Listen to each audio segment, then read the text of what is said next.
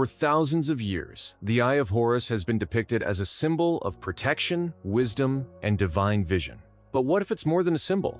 What if it's a hidden map, a sacred doorway designed to unlock higher states of consciousness, and it has been waiting for this exact age to be revealed?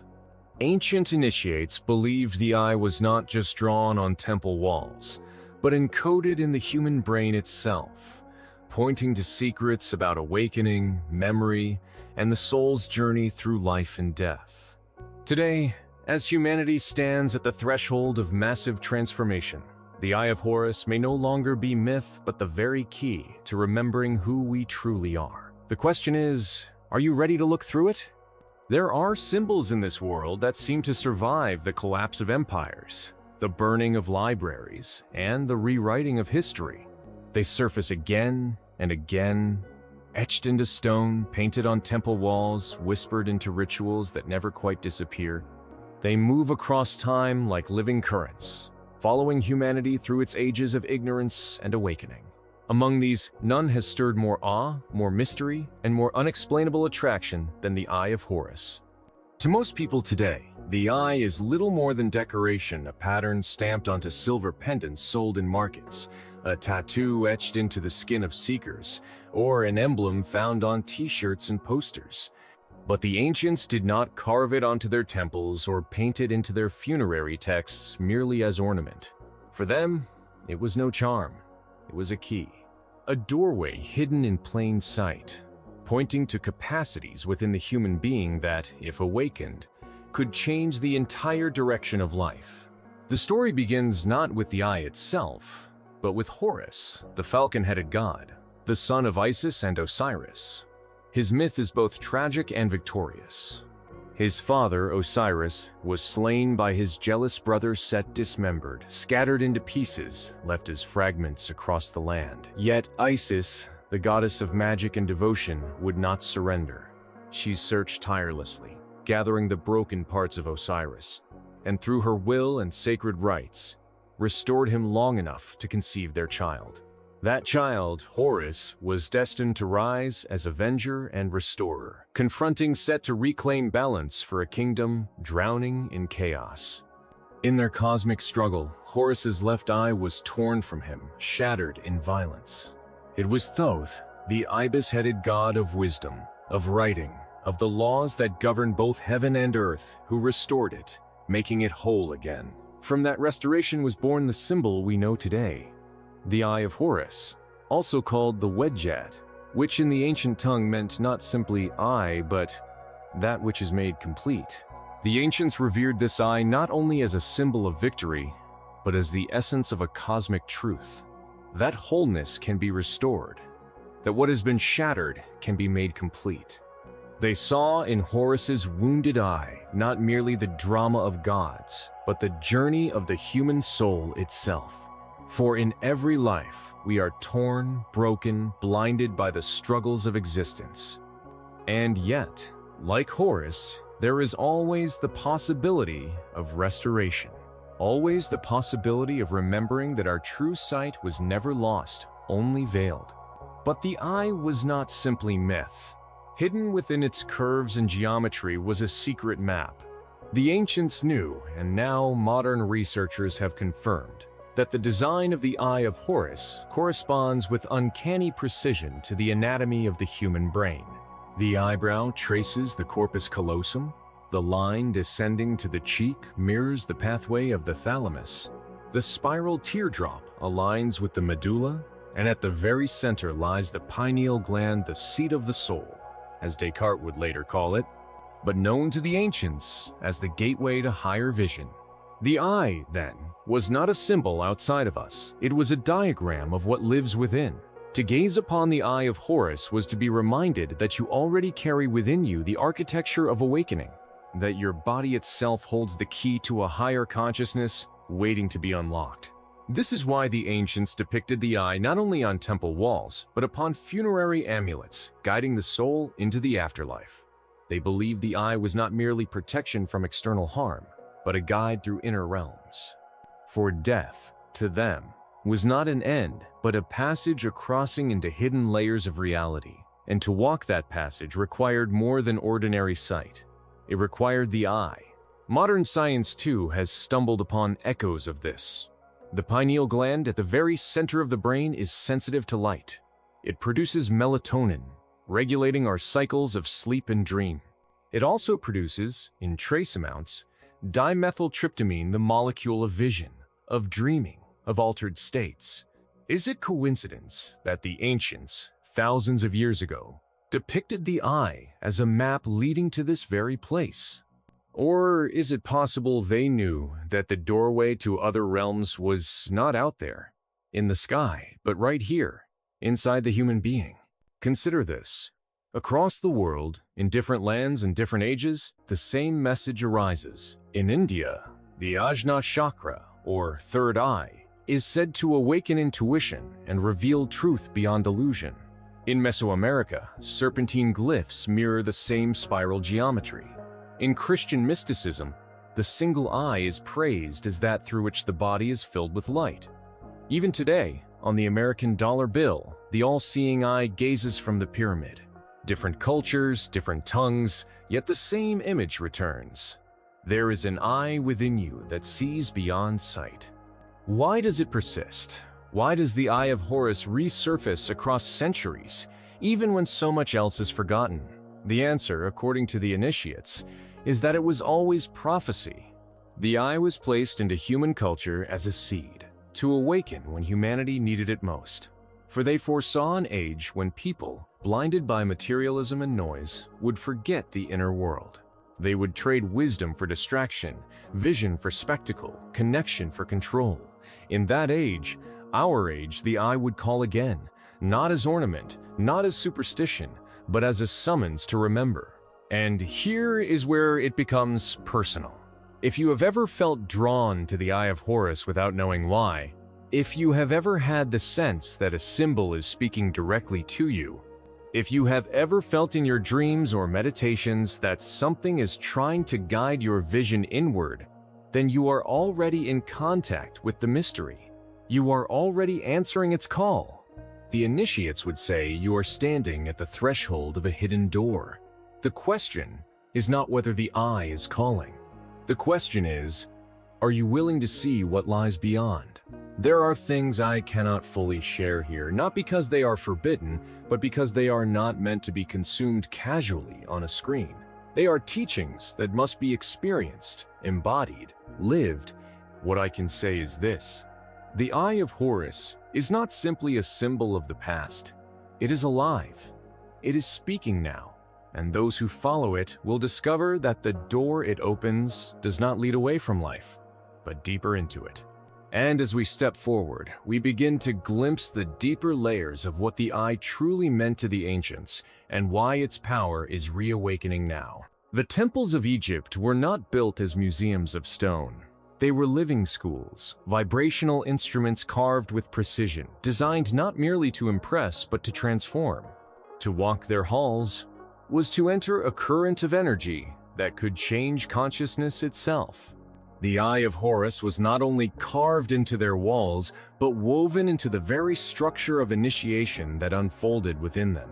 To the uninitiated, the temple was a place of ritual, of offerings to the gods, of sacred festivals aligning with the stars.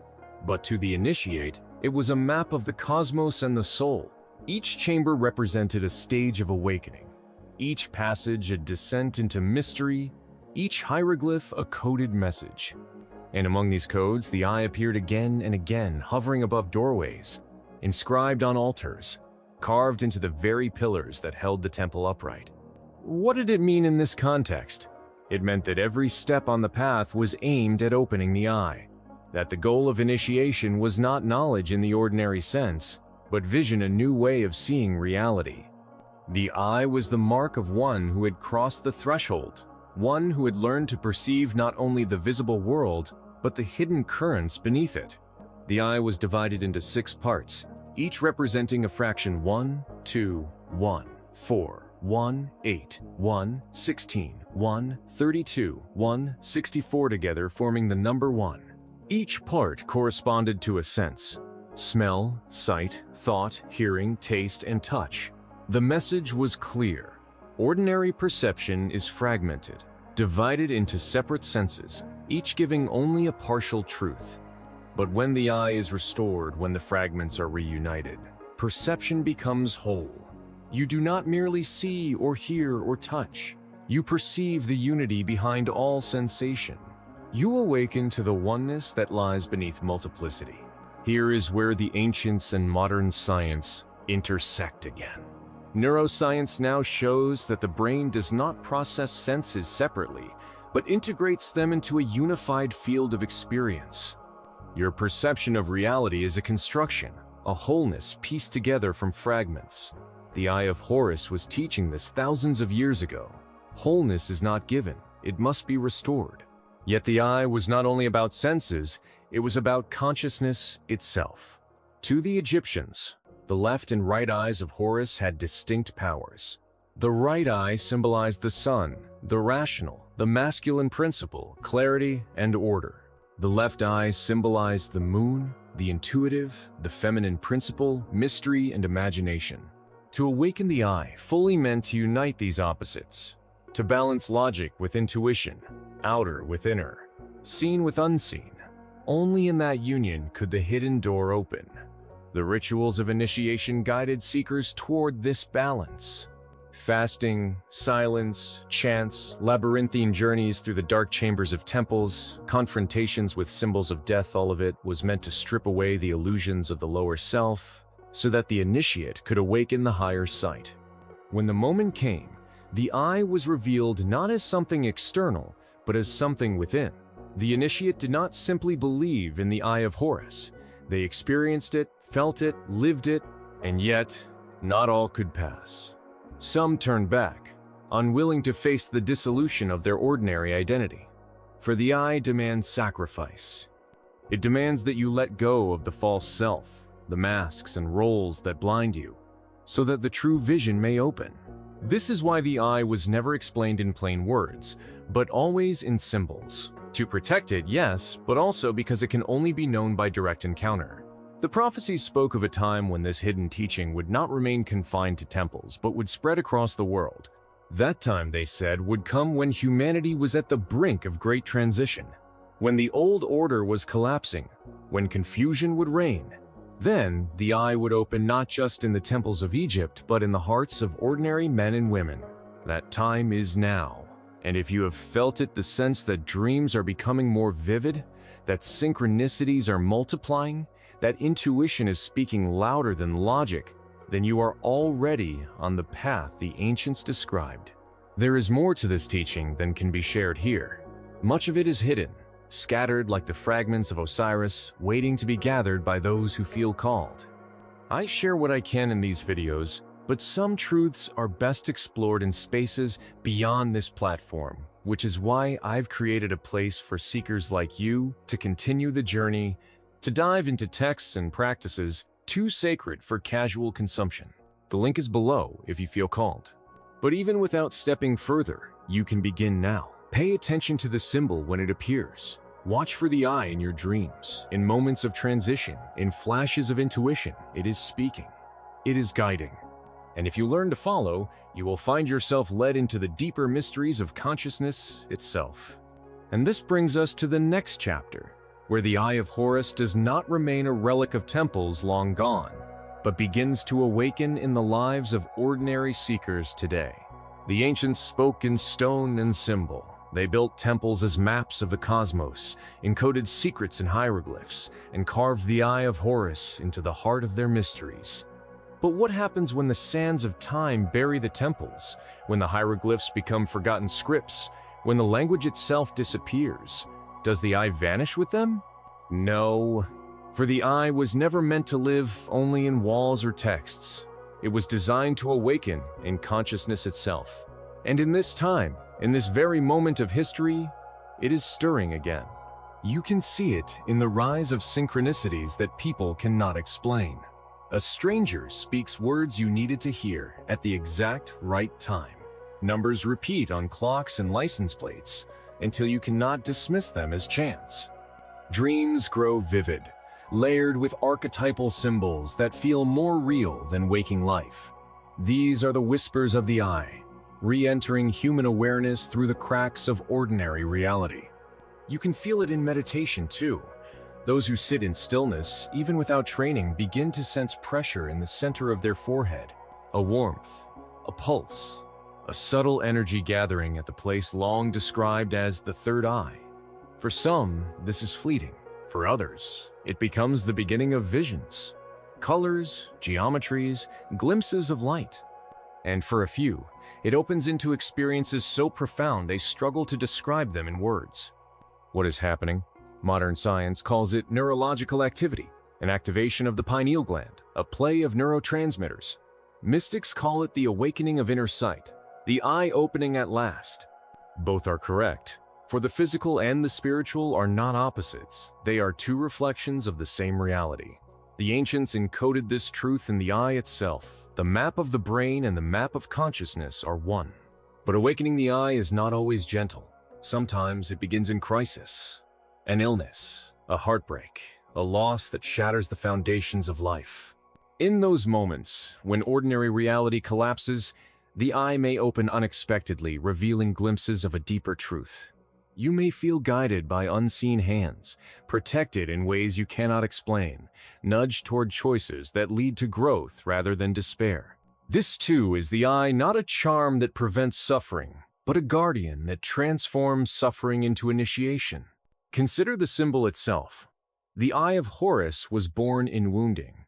Torn from Horus in battle, restored by Thoth, it became a mark of healing, not perfection. In the same way, your moments of greatest trial may become the very doorway through which higher sight awakens. And perhaps you've noticed, the eye is appearing everywhere in modern culture, not only in spiritual circles, but in art, in music videos, in logos, in fashion. Sometimes it is used ignorantly, stripped of meaning, exploited as ornament. But sometimes, and you can feel the difference, it is a signal, a reminder, a whisper from the deeper currents of time. When you encounter it, pause. Ask yourself, why am I seeing this now?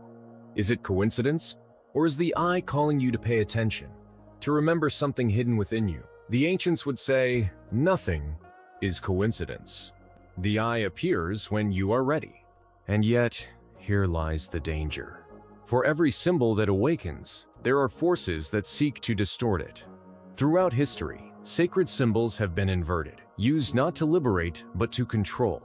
The eye is no exception. It has been co-opted by secret orders, used as a mark of surveillance, stamped onto currencies as a silent claim of power. But remember, distortion does not erase truth. A mirror can be fogged, but it still reflects. The eye belongs not to those who misuse it, but to those who live it. So how, in the modern world, does one live the Eye of Horus? The answer is both simple and demanding. It begins with attention, with noticing the whispers of intuition, the subtle nudges of synchronicity, the quiet voice of dreams. It grows with practice, meditation, breath, visualization, acts of courage that align you with truth rather than fear. And it deepens with surrender, letting go of the need to control, and allowing the eye to guide you through pathways the rational mind cannot yet understand. For some, this awakening comes gradually, like dawn. For others, it strikes like lightning, shattering the night in an instant. But in both cases, it is the same truth. The Eye of Horus is not just a relic of the past. It is alive. It is speaking now. And if you are listening, then you are already part of the prophecy. This is why I share these teachings not merely as stories from history, but as living currents. And yes, there is more than I can reveal here. Some practices are too powerful to scatter casually on the winds of the internet. For those who are ready, I've created a space where these deeper mysteries can be shared directly, where we can walk together into what the ancients left behind. You will find the link below if you feel the call, but even here, in this moment, the invitation stands, pay attention. The eye is already opening in you. And now, we must move into the final revelation. For the Eye of Horus is not just a guide or a guardian, it is a doorway, and what lies beyond it is the secret humanity has been waiting for. The ancients were masters of symbols, but they never used them lightly.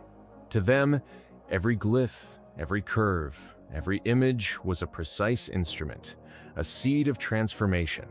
The Eye of Horus was not drawn endlessly because it was beautiful, but because it was a portal, and those who truly understood it knew. The eye is not something you look at, it is something you look through. To see through the eye is to cross a threshold. On one side lies the ordinary world. Names, forms, identities, the endless stream of desires and fears. On the other side lies something vaster, deeper, more luminous. Call it higher consciousness, call it divine vision, call it the remembrance of the soul. Words fail, but the experience is unmistakable. You are no longer trapped in the small story of me. You are part of a greater whole, a current of being that flows through all things. This is the hidden door, and the Eye of Horus is its key. The ancients believed that passing through this door was not reserved for death alone, but could be tasted in life. In fact, to them, the true purpose of life was to prepare for this passage to awaken the eye while still alive, so that death itself would not be an end but a continuation. To die before you die, the mystics of every tradition echo, so that when you die, you do not die. In Egypt, initiates who passed through this awakening were said to carry the eye within them.